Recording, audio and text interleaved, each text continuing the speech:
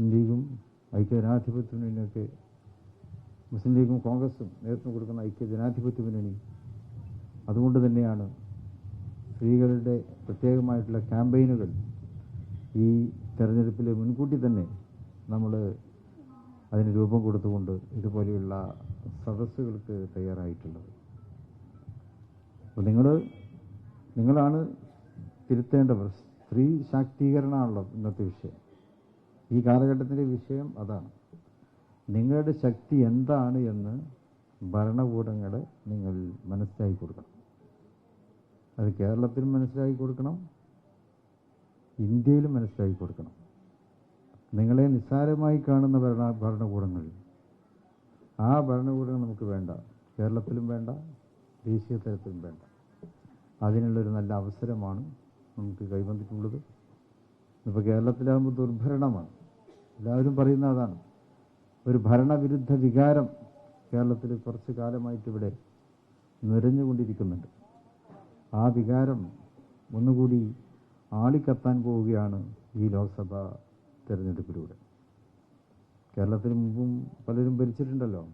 നമ്മുടെ ശ്രീ ഉമ്മൻചാണ്ടി അടക്കമുള്ള ജനകീയ സ്വഭാവക്കാരായിട്ടുള്ള മുഖ്യമന്ത്രിമാർ ഭരിച്ച നാടാണിത്. അവിടെയാണ് ജനങ്ങളിൽ നിന്നും അകൽച്ച പാലിക്കുന്ന ഭരണകൂടം. ജനക്ഷേമ യാത്ര, നവകേരള യാത്ര എന്ന് പറഞ്ഞ പേരിൽ ഇവിടെ യാത്രയൊക്കെ നടന്നു. മന്ത്രിമാരും ഭരണാധികാരികളൊക്കെ ഒന്നിച്ചു ചേർന്നുള്ള യാത്ര. എന്നിട്ട് അവിടുന്ന് ഒരുപാട് പരാതികൾ കിട്ടി.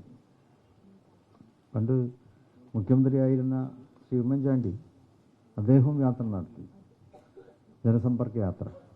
അദ്ദേഹത്തിന് ലഭിച്ച പരാതികൾ അതപ്പോൾ തന്നെ അതിന് തീർപ്പ് കൽപ്പിക്കുകയാണ് ചെയ്തത്.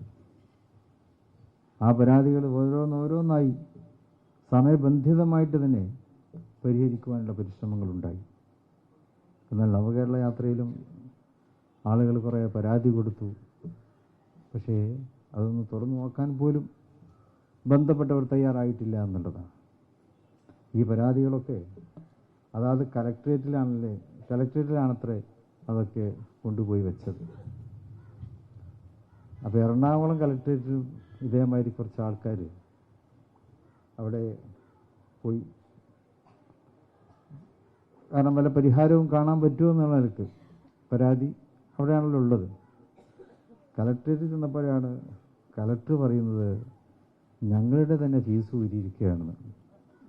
കാരണം കലക്ട്രേറ്റിൽ കറണ്ട് കട്ട് ചെയ്തത്രേ, പൈസ കൊടുക്കാനല്ലേ വേണ്ട.